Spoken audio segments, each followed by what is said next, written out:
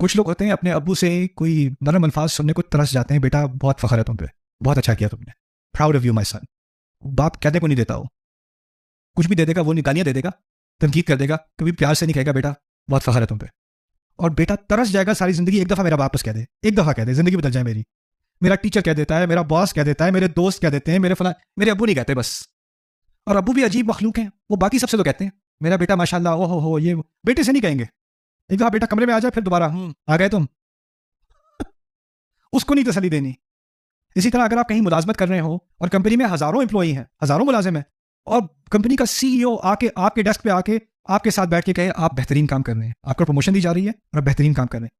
Promotion کوئی بھی دے سکتا تھا، لیکن مجھے اس نے بیٹھ کے خود کہا نا کہ میں پروموشن دے رہا ہوں آپ کو، وہ اس کی زندگی کا ایک بڑا عظیم لمحہ ہو گیا. یہاں اصل جو نعمت ہے نا جنت کی، جو اصل تحفہ ہے جنت کا ان آیات میں، وہ نہ کھانا ہے نہ پینا ہے. وہ پتہ کیا ہے؟ کہ اللہ خود براہ راست مخاطب ہو کے کہہ رہے ہیں تم کھاؤ، تم پیو، اچھے کام کیے تم نے. سبحان اللہ. کلوا واشربوا ہنیئا بما کنتم تعملون.